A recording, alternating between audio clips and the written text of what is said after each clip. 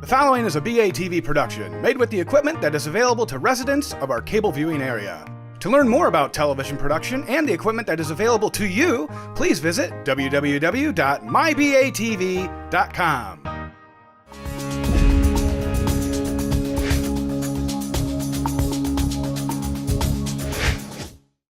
From Fulto Studios in Batavia, Illinois, I'm Ana Cahill, and you're watching It's News to Me. As we all know, football season has started. BATV got a chance to talk to Batavia High School coaching staff. Take it away, Coach.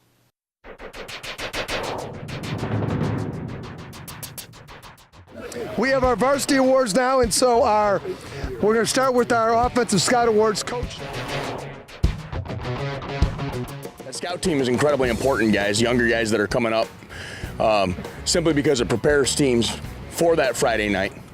And oftentimes our scout defense and scout offense runs the other team's stuff better than they do. That's a tremendous thing to get to a Friday night and the other team's not running their offense as well as our guys do all week long. So our scout offensive look coming from Willie Firth.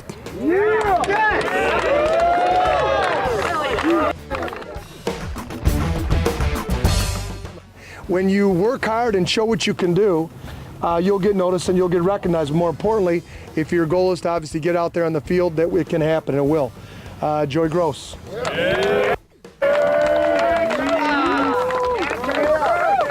Congratulations.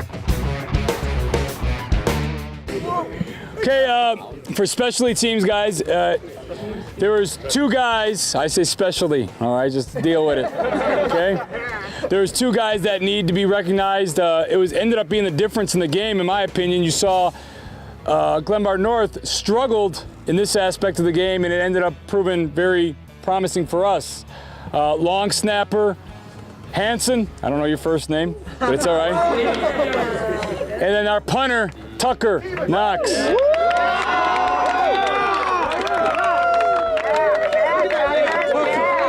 Good job. Very seriously though, guys, we had a great effort offensively. What's exciting is we were able to score 29 points. A lot of that had to do again with special teams, field position, the way our defense set us up with some turnovers. But how much better we can get is what's really exciting. We had two guys that somewhat stood out. A little bit above everybody else, two of our receivers. Mike Moffitt had a huge touchdown catch, which kind of got the momentum back on our side for us offensively. Tremendous catch, very exciting catch down in the north end zone. Jordan Zwart had another one on a quick screen go. Jordan also had a big catch on a 2-point conversion, which again, 3 points was a big difference in the game. Those were our kicks in that 2-pointer. So our two offensive players of the week, Michael Moffitt and Jordan Zwart.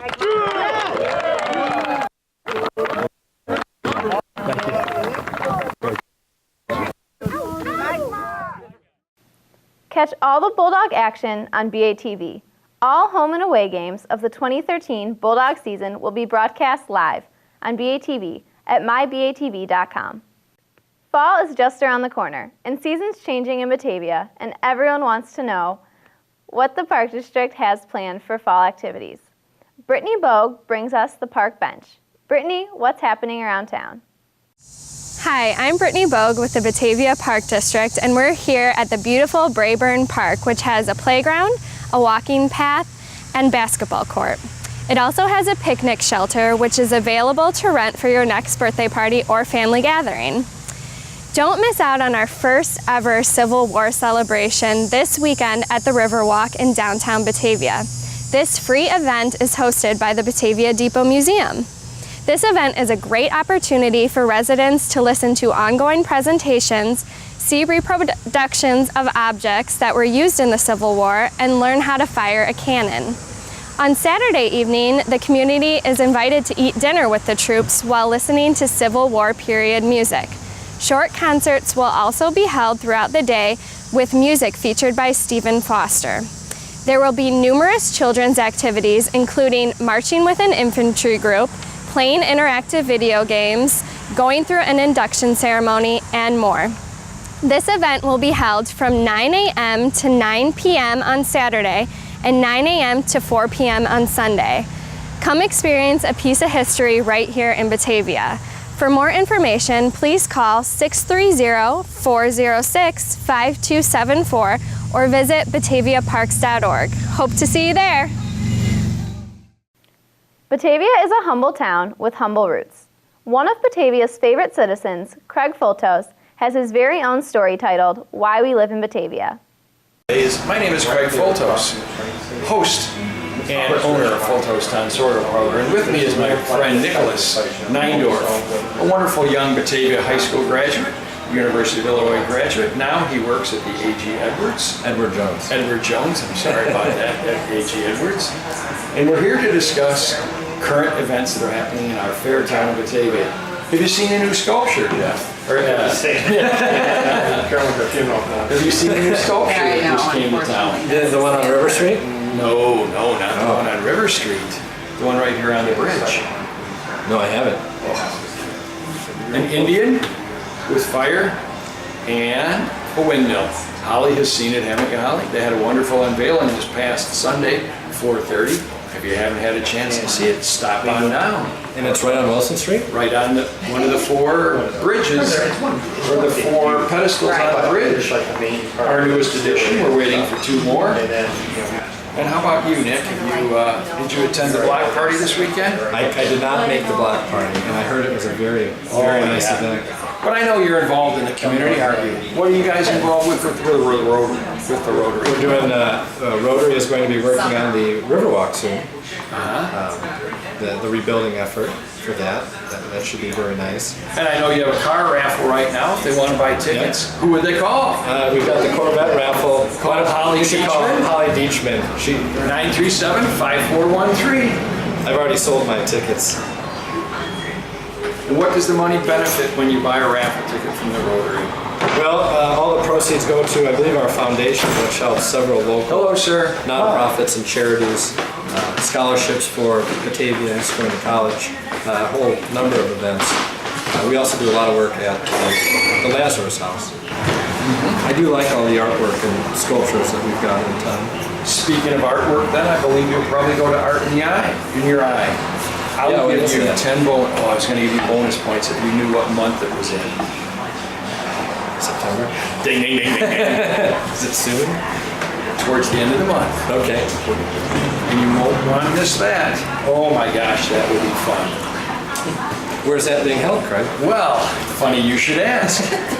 I believe where just about everything else is held down in Batavia at the Peg Bond Art Center. Did you ever know Mrs. Bond? I did not. She was my art teacher when I was in school here. Yep. A wonderful, fine lady. I had her in second grade for 3 years. Outstanding time. Well, we'll see you guys at the next show, and we'll be down at the Art in Your Eye. We're just walking around town. And I do have to say this. I love all these outdoor restaurants that Batavia has now. Growing up here, there used to be nothing outside. Now, oh boy, had breakfast at Daddy-O's the other day. A lovely breakfast. Not that Daddy-O's is the only one that serves, because there's many fine places. And I know they'd appreciate seeing you. And if you go, tell them Nick sent you. Okay. Batavians have been noticing more and more bikes around the streets. Matt Knowles of All Spoked Up talks bike safety. Hi, I'm Matt Knowles here at All Spoked Up in downtown Batavia. Today we're going to talk about bicycle path safety. The bicycle path here in Batavia runs on both sides of the Fox River. We're the only town that it does so. So we get an opportunity to see somewhere around 1,000 people a day that enjoy the Fox Valley bike path that runs up and down the Fox River. One of the things you may or may not know is that there is a speed limit on the bike path. It is 15 miles per hour. Currently it is not enforced, but we do ask that you try to keep the speed limit in mind. One of the biggest problems we have is people riding their bicycle on the path over the speed limit, not having the ability to slow down, running into dogs and small children, and that is the largest complaint from walkers and runners is that bikes are running or driving past way too fast. And so we do ask that you please try to adhere to that 15 mile per hour speed limit. The other thing is when you're approaching a bicyclist, a pedestrian, a walker, a runner, a family, to please have a bell on your bike and to ring it prior to overtaking them, thereby letting them know that you're behind them and that you'll be coming around, announcing yourself on the left, as we would like you to pass on the left at all times, if possible. The other thing is there are a lot of features on the path, such as wooden bridges, that in the morning when there's a lot of dew and condensation on them and or after a heavy rainfall, they become very slick. And there are a lot of accidents that happen on that, people coming down too fast and not realizing that it is almost like an ice skating rink, and they'll slide right into the steel reinforcements on the side of the bridges and injuring themselves quite severely. So please keep that in mind as you're riding on the path. The last thing to talk about is when you're coming through town or approaching a town, to make sure that you're stopping at all stop signs and you are obeying all traffic signals. You are supposed to stop at every traffic signal when it is a red light and wait for the green. It is not okay and or legal to just keep on going when the light is red. Please, a full stop is putting the foot down before proceeding along your way at a stop sign. They do enforce that occasionally here throughout the town of Batavia, so please be aware of that. And I guess last but not least, we really try to reinforce wearing helmets. Any accident that can happen at 10 miles an hour or above can kill you.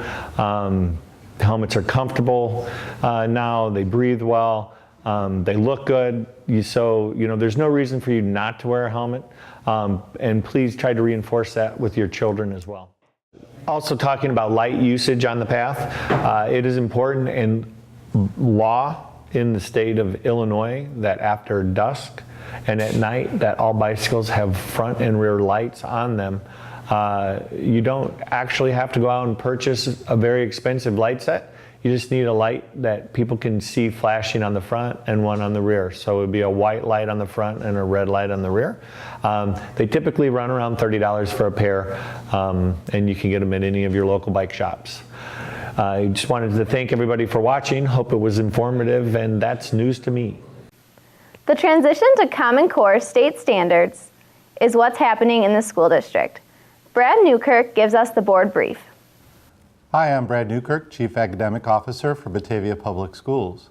And many of our parents enjoyed open houses and curriculum nights throughout the district, both last week and this week. And one thing they may have heard about is the Common Core. In 2010, the state of Illinois adopted the Common Core standards for mathematics and English language arts, also called ELA. And a lot of parents have questions about what does this actually mean? Well, there are a couple of key shifts from the old Illinois standards to the new Common Core standards. In mathematics, it's really about focus, coherence, and depth. In terms of focusing on core concepts at each grade level, making sure that students have coherence in terms of being able to see concepts throughout the grade levels and having repeated exposures to those concepts. And then it's also about depth, making sure that mathematics is more than just fluency, being able to add, subtract, multiply, and divide fluently, and really getting to depth of problem solving and understanding the concepts of mathematics. In English language arts, it's about really reading more nonfiction pieces and making sure that real-life reading, nonfiction reading, is a part of our curriculum. In addition, it's about looking at evidence. Not only do we look at text for evidence, but we're looking at video, art, music for evidence to support our arguments. The last part of the shifts of the English language arts is using academic language. Each discipline has a specific language that they're focused on, and part of the Common Core standards is making sure that we have a common academic language. Those are just a couple of the key shifts from the old Illinois state standards to the new Common Core standards, and parents and students should be seeing this in the classroom starting this year. This just in. Breaking news on a local story. Back to Craig Foltos. Hello, I'm Craig Foltos, and with me is Pat Hummel, and we're on another exciting edition of Why We Live in Batavia.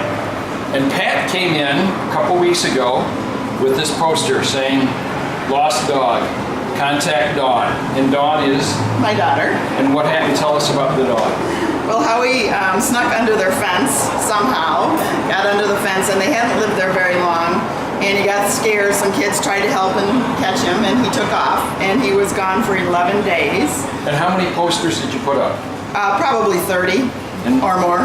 And how did you finally arrive at this happy conclusion to this? What happened? Well, he would have died without the kindness of strangers because people called and said they had seen him, and then we put up more signs. And he won't go to people. He's very shy. So if they hadn't called, he would have died. And so when did she get a phone call? On Saturday, this last Saturday, a man said up in Geneva. Of course, he moved from Batavia to Geneva. I don't know why. And he said, "Your dog's in my backyard." And Dawn went up there and got him. I'll bet she was pretty excited. You've been sleeping a lot better. Yes, and so is Howie. So again, thanks to the community for helping make all this possible. Yes. Because dog is man's best friend. Thank you, Geneva. Yeah. But he probably speaks a little Swedish accent. You know, he barks in a Swedish accent. Definitely, but he's happy to be back in the table. Okay. Well, thank you very, very much. Yes, Pat. thank you. I'm glad all these posters help. Yeah. All right. That saved him. Thank you, Craig.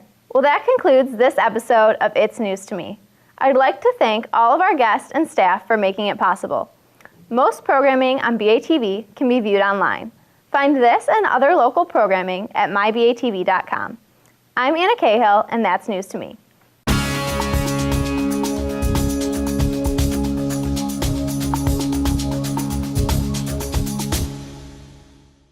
Hey, that's news to me.